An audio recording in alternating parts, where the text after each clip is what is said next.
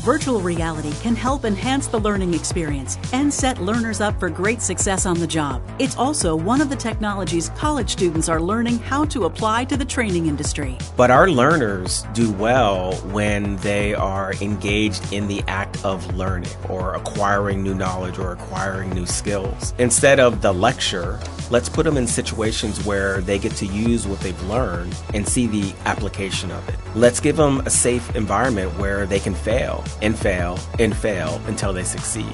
That's Charles Palmer with Harrisburg University, professor of interactive media and an innovator using technology to educate learners. Hear how he's using tech to teach and how you can apply it to your learning experiences. Next on Powered by Learning. Powered by Learning is brought to you by DaVinci Interactive. DaVinci's approach to learning is grounded in 30 years of innovation and expertise. We use proven strategies and leading technology to develop solutions that empower learners to improve quality and boost performance. Learn more at davinci.com. With us today is Charles Palmer, Executive Director, Center for Advanced Entertainment and Learning Technologies, and Program Chair and Associate Professor, Interactive Media at Harrisburg University. Hi, Charles. Great to see you again. Yeah, welcome, Charles. Thank you. It's been a long time since we've gotten together, but I absolutely love talking about these topics. We know that. We want to start off by sharing with our audience a little bit about your background and your role at HU. Sure. I've been here at the university. This is year 15. Prior to that, I was at Carnegie Mellon for another 20-ish years or so. My journey through this space has been varied from the production side to the classroom side to policymaking. And now I'm at HU running a center. I work through a couple of different programs, and surprisingly, I'm also a PhD candidate in data science. That's so awesome. And congratulations on 15 years at HU. That's pretty amazing. I know you've really been a pioneer with the programs that you have there, with the esports and with gamification and all the interactive media things that you're doing. It's really kind of an entrepreneurial approach that you take there. Can you talk a little bit about what makes HU different and more agile in your approach, especially when it comes to interactive media and learning technologies? Sure. Our space, the interactive media space, is really fueled by the institution itself. And the institution is fueled by its mission, and that is to serve underserved populations in science and technology, engineering, and mathematics. And so the innovative part of what we do is because our audience is different than the typical learner audience. And so we try hard at experimentation, figuring out what's going to work for a particular audience instead of sitting back and saying, well, we've always done it this way, so we'll continue to do it that way. Instead, we look at what are the needs of the situation, and we can adapt and mold ourselves in order to do that. Talk a little bit about that. Like when you think about interactive media and how it continues to evolve and your view on what do we even mean by interactive media today and how important it is to create learning experiences, not just develop training. Yeah, the important thing there is experience. And I'll be honest, that's this term interactive media, we've sort of settled upon it, but I've never been happy with it. I don't think it truly encapsulates what we do. Really, we are crafting experiences, and those experiences will need media, and it does need to be engaged into some fashion. But our learners do well when they are engaged in the act of learning or acquiring new knowledge or acquiring new skills. And so instead of the lecture, let's put them in situations where they get to use what they've learned and see the application of it. Let's give them a safe environment where they can fail and fail and fail until they succeed. We think of academia as the sandbox, and at HU, that's really a strong approach to what we do. It is applied knowledge is what we do mostly. Yeah, when you talk about those, providing that environment, maybe you could talk a little bit about virtual reality and how you think about that these days, especially in how you were just talking about the opportunity to learn and experience outside of maybe a more dangerous or hostile environment. Yeah, so VR is fantastic. I've been associated with VR for a long time, but I'm not a cheerleader of VR. Because I've seen areas and spaces where it fails. The person who is in the headset is in most cases cut off from the outside world. And that can be unsafe in some situations. We've heard of people harming themselves. We've heard of women especially being assaulted while they had a headset on. So there are particular cases and places where VR works well. That learner who's sitting alone in an isolated space and they want to practice their skill set. I found VR to be really great for that, where I can try and try and try again in a safe environment that I just click a switch and it resets the scenario for whatever it is. I've also seen it be great for prior to the learning. There's a company, I believe Texas Mutual, commissioned a product called Safety in a Box for individuals that were looking to be on work on a construction site. And this was Safety in a Box. It was targeted at safety. But before even entering the job site or even starting the application process, you could download this VR experience to your phone, throw it in a cardboard holder, hold it up to your face, and see what it's like or see what concerns you might have about entering a job site. I'll tell you, I did this years ago, and there are 4 things I would never do. I'll never walk on a job site without a hard hat. I'll never be in a high place without being strapped in. I'll never be in a cherry picker without checking clearance overhead. And I'll never be in a hole that is deeper than 6 feet that don't have a retaining wall. And the reason that's so important is because I died in each one of those scenarios. And so in VR, I put myself into this environment. Our bodies have physical reactions when our eyes and our ears are presented with a particular type of information, and we can cognitively assess that information. So I think VR is very valuable for those. I don't think it's as strong for, this is the tool that I'm going to get all my learning from. I think it's really the bookends of introducing the topic matter or applying the topic matter through process or through practice where it really works well. Yeah, that makes a lot of sense. It shows how much it's stuck with you. Those 4 points still come rattling out. Yes, they do. Yeah, I still remember when I crashed a plane and landed on its side in a simulator. So that stuck with me for all these years too. And I will never fly a plane, of course. So. But think about us humans. You know, we learn from stubbing our toe. We learn from making those mistakes, and that's important to the learning process. And now with generative AI coming along and making content creation maybe a little more efficient or experience design more efficient, do you think that'll have an impact on how VR might be adopted more for those use cases that you're talking about before, and then kind of simulating on the job situations that might help give the learner some practice opportunities before they're in a more hostile environment or the real environment? Yeah, without giving too much away, I definitely think there are ways where we're going to see AI hooks into VR. We're starting to see a lot of tools that will do prompt to 3D generated content and prompt to video. So as those get integrated into the VR experience, we will now see something that is much more customized, and the scripting of it, not the word scripting, but the idea of scripting out an experience can be generated on the fly based on the needs of the learner. If that can happen in VR and we can bring about catastrophic situations or just small failures in VR in real time, that will be very valuable, I think, in that space. Yeah, no, one of the experiences we were playing around with here is called Virtual Speaker, actually simulates environment. So it's a VR application, learning application, where you experience speaking to different groups inside VR. So when you think about terrifying things, but it's a great way to practice. And it's one of those, that's where it's best. When it's more tutorial, like, it's not so good. Yeah, I saw one where, just like you were saying, you're at a podium, you've got little 3x5 cards as your cues, and you're reading them off, and there's a shadowed environment that you're speaking in, and there's murmuring and heckling in that space. And that's just, okay, let's take this to the next level. This could be very interesting. Kind of like being a college professor, right? Yeah, we're used to it by now. You don't get heckled, Charles. I may be the prime source of heckling in my classrooms. I know another thing that you've been at the forefront of is interactive game design and gamification. How do you think about that, or how do you talk to your students about that in terms of creating learning experiences, for instance?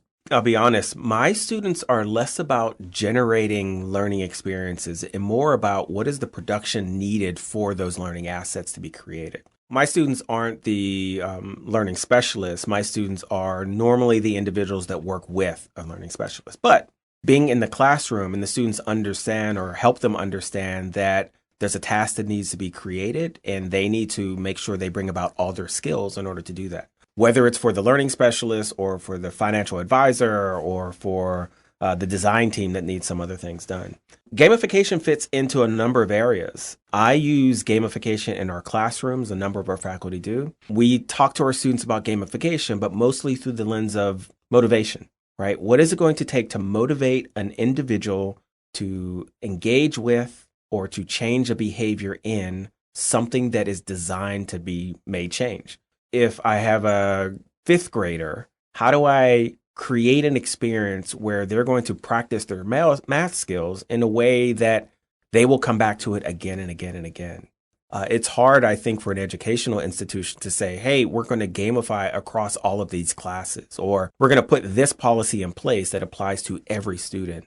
And that's tough, right? We need to think of the educator. We need to think of the actual material to be taught, and how do we create an experience solely for those students to make it valuable. I think gamification is happening in a lot of different places. I think it might not get the elevated conversations that take place because it's very personal. And I know myself, I just do it and don't think about reporting about it or writing about it. It's just part of my toolkit of tasks that I undertake. And I think that's how we should look at it from an instructional design standpoint, that, we're not designing a game. We might use gamification to teach certain parts or to give practice opportunities for certain parts of the learning that we're trying to accomplish. Yep. Charles, many of your students are going to go on to create gamified experiences and content that will really help shape some interactive learning experiences. How do you guide them now to integrate generative AI into their approach so that they're keeping that in mind as they're moving forward? There are a couple of different ways we're doing this. I don't believe that we should say, here, students, in your third year, second semester, you're going to take your generative AI course. I think the better solution is to say, in every course, there's some component where you're learning some aspect of getting a tool to work better, regardless of what that tool is. And so if I think about our own students, this is something we're practicing with right now, is how do you introduce it? How do you scaffold usage of it? And how do you make sure they're using it ethically? And that doesn't happen in one place, that happens in multiple places. So for introducing our students, what we've done in the last couple of years is we've created a workshop series, and we've gamified it to a degree, now that I think about it, where we need to motivate the students to attend a workshop. We normally offer 5 to 6 in a given semester, and the students all have some core course that they're taking, and that course requires them to take 2 or go and visit 2 workshops. So that's the gamification part of it, right? We've sort of incentivized them to go because they get credit for it in one of these other core courses, but it is outside of the classroom environment. One of those workshops is a Gen AI workshop where we show students, here's the tool that you've been hearing so much about. Here are some use cases. Hey, let's practice along. Follow along with me, not in a classroom, but just a group of peers or a cohort of people sitting together talking about this great new tool. And we use that for a number of things. We use it for 3D printing. We use it when we have a guest speaker to bring in that wants to talk about something that is aligned with our area of study, but might not be specific to a particular class. And that workshop series seems to be working. My metric for success, though, is how many students attend more than 2, right? They're required to attend 2, but they can go to all 6 if they want. And so that's where I keep my eyes on and seeing, well, what's really successful with the students? What are they going to on their own accord? And are we doing a good job with presenting information to the students? And are they excited? Do they come back for more than 2? They do. It's a little more than a third that are coming to multiple. And then right at a third are going to almost all of them in a semester. That's great. I think it's kind of interesting that it must be new students who are starting out with generative AI as a partner in their early learning. So they're going to be the generative AI natives, right? They won't know a way before that. How do you think that might impact their careers?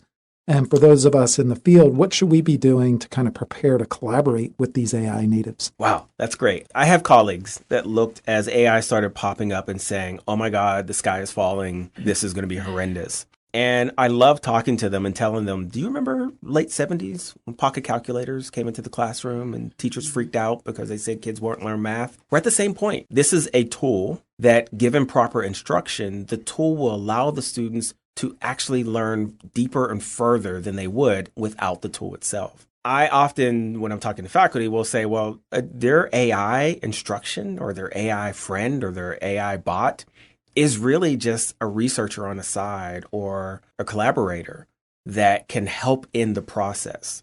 My deep desire, my hope right now is that the students that we're training to use these tools can free up their mind about some of the mundane parts of the job and start becoming more creative and thinking further out of field because they're getting these sort of quick answers from the tool itself. Or I use AI in my PhD work as my research assistant, and I'm learning about how to craft better questions to get the right types of responses from my AI assistant. And I think that's what we're going to see with these students. And I think that's what employers of those students are going to start to appreciate, of bringing in these skill sets to new ways of developing content, new ways of engaging with audiences, and also new ways of assessing whether or not it was successful. Yeah, and I think there seems to be an ongoing kind of insatiable need for ongoing learning, right? Yeah. And the ability to create at a higher scale engaging learning experiences there'll just be more and more demand and more opportunities for all of us involved in it. Yeah, I think our students, that's a really great point, because I'm not teaching my students to use AI. I'm teaching my students to evaluate a tool and figure out how that tool can be applied to their particular problems that they have at hand. And so today it might be ChatGPT, GPT-4. Tomorrow it might be something else on the horizon. And they just need to figure out, okay, here's this new thing. Let me learn how it works. Let me see if there's something in there that works towards my needs. And let's see if I can get that into production in an efficient manner. Yeah, excellent. I know another big interest of yours, both academic and from an applied research standpoint, has been data. The audience for Powered by Learning is very much learning and development leaders and creators of interactive learning experiences and other types of learning experiences. Any advice on where they should focus when it comes to measurement and data? The university in the last, I'll say 8 years, has made a really hard push towards assessment. And assessment can't happen without the data collection. And we had a very valuable lesson early on where we set out and said, we had a director of assessment who sort of worked with some other individuals and laid out what data we should be collecting. And we attempted to do that and failed miserably. The lesson learned was that we were trying to capture too much data without a real understanding of how we would utilize that data. Since then, when we undertake new projects or when we're thinking about new tasks or new things that we might have to report on later on, we minimize. We just need to start collecting data, and then you will improve the data collection. You'll have a better understanding of the data that you have and be able to answer some of the questions that, okay, well, what can't we do, or what other data sets do we need to collect in this process? Personally, I found that extremely rewarding because I found that my methodologies around the collection of data have evolved over time. And once you start the process in building a system, especially it's something that's automated where it's just going ahead and collecting the data and you come back and look at it later on for reporting or analysis, you're then just building these small little chunks. And over time, you start ending up with this broad sense of the data itself. So my advice to others is just start thinking about small pieces of data that you can collect, store, and then start using that data to answer questions. That will open up your eyes to, oh, well, if we just added this other piece of data that might be yours, or it might be secondary data that you might be able to find in some other sources, you will then build this understanding of processes, your institution, the tasks that you have to accomplish, but most importantly, the gaps that you might have. Exactly. Those are the areas of improvement and, for planning what's next based on what you're learning from the data. That's great. Tell us about what you're working on now, Charles. What are you most excited about related to your academic program? Anything around learning technologies? That could be a 2-hour answer. My brain just exploded. I'm like, wow. Yeah, I'll talk about a couple of things. One is how I've personalized AI. I use ChatGPT every day, if not every day, every other day, definitely, in both my research work, but also in my teaching. And I've used it in a couple of interesting ways that I think have been rewarding for me, but I think have been appreciative by my students. And one is using AI to build rubrics has been very interesting. Handing it some bit of data or some information and say, this is what the students are reading right now. Let's build a rubric for an assignment that they might have. Okay. Another one is I'm teaching a fan engagement course, and I loaded into ChatGPT hey, here's the course I'm teaching. Here are the learning outcomes I've identified, and here are some of the assignments that they're working on. What am I missing? And it came back with a great list of some things that had direct ties into the fan engagement course. One of those, and this is where I did my duh moment, was gamification. I had created this entire course and didn't include gamification in it at all. And it greatly enhanced the quality of that course because now I was making ties that I knew and understood, but I personally hadn't made the connections. That was extremely valuable. And then a third in sort of that particular space was this idea of we all give reading assignments to students. Actually, sorry, I have two more. Reading assignments to students. And so what I've started doing is loading those reading assignments into Chat PDF, which is a PDF reader, and it's pretty much trained on the document that you give it. And I've loaded that in and it says, hey, this is the information.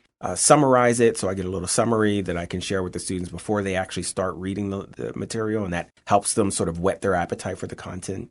But then I'll ask it something like generate 20 reference questions from this document. And then I sort those and then I'll present those to the students and saying answer 5. And instead of the students needing to answer all of the questions, their responses are a lot more targeted. They're answering the questions that related to the things they got out of the particular argument. They're really vested in this. They've chosen this question and they feel a little bit more autonomy. And on my side, I've noticed that their writing is a little bit more targeted and better in that case. And all of those are great. And then the last thing I do want to mention, and this is a little more dangerous, I think, for some people to do, as I was scaffolding how to use ChatGPT or generative AI for a class, I actually got asked to guest speak in one of our digital marketing classes. And I came in and I said to students, hey, here's the topic we're going to discuss. They were like, okay, that's great. I opened it up Tome AI, which is a presentation AI tool. I typed in the response question. I had it generate the slides,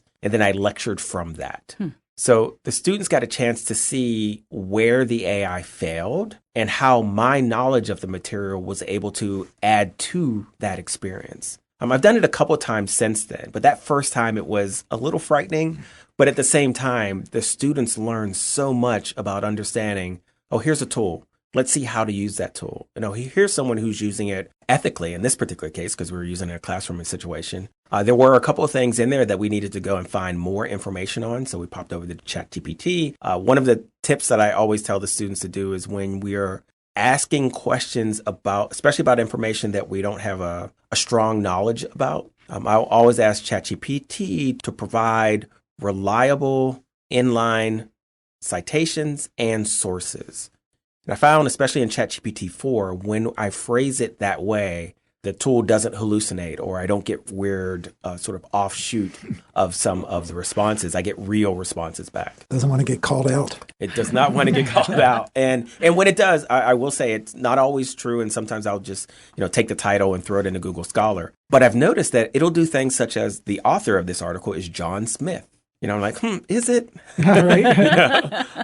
And look those up. So I walk the talk. I make sure that our students see that these are tools. They aren't perfect, but here are some ways of using them and how we can work. And you were asking me other things that are on the horizon. So those are some of the things that we've been doing so far. On the horizon, I'm working on 3 different simulators that are all AI constructed. In ChatGPT, I've been able, and this is for our esports program, we've been able to train a tool to act as a simulation. So I feed it a bunch of information. This was for esports coaching, give it some parameters, and then have it take a user through an engagement of working with a player, coaching a player. And so it'll ask questions and give you ABCD responses. You make a choice. It then figures out a follow-up question or how the player would respond to that answer that you gave. And then lastly, it will come back at the end and say, you chose this option. This is why this other, you chose B. C is the better option for these purposes. I think simulators like that could be very amazing in all industries, where someone can sit down on their own and work through this scenario engine generator, essentially, without some instructor or designer need to figure out the entire tree structure of what needs to be taught or what needs to be produced for that learner in every single branch of the tree. Now we can just train a large language learning model on the correct answers and responses and have it generate an experience for that learner. Yeah, you end up with a performance coach. Correct. That I could maybe ask anytime. One of the tools is training someone for a job in local government, a job that might not require a bachelor's degree to get into. We're seeing a lot of those starting to pop up. How do you prepare someone for a profession in an organization such as a government that may not have ever been in that space? So we can build them a coach so that they can go ahead and be prepared and be ready. And then maybe also use that coach their entire first year on the job. Well, your students are certainly going to be prepared and ready with your knowledge and also your incredible passion, Charles. We can't thank you enough for joining us today. And I know the three of us talk often, but we definitely need to come back and have you on to just learn more about what you're doing with technology and experiences that could enhance the learner's journey. So thank you for taking the time to talk with us. Not a problem. I'm always happy to brag about our students. Great talking to you, Charles. You as well. Thank you. Luke, Charles and his students are certainly on the cutting edge, using technology to improve experiences. What are your takeaways of listeners can apply what they're doing at HU to their L&D programs? Yeah, he really has a healthy approach when it comes to technologies that can be used in creating learning experiences. And that could be a model for all of us in the learning and development world. He's skeptical. He doesn't get so caught up in a technology as being like a panacea for all types of training and other applications. But he does look for a place for it. He experiments with it and tries to find ways to pilot and adopt technologies with a focus on value and return on investment. He's also really conscious about ethics and safety. And that's really important, and he talks about it when it comes to VR and generative AI. It really gives me confidence to know that professors like Charles are educating the students that can be our next learning experience designers. Absolutely. It also makes me want to go back to school and take one of Charles's classes. Yes, me too. Well, thanks, Luke. And special thanks to Charles Palmer of Harrisburg University. If you have an idea for a topic or guest, please reach out to us at poweredbylearning@davinci.com. And don't forget, you can subscribe to Powered by Learning wherever you listen to your podcasts.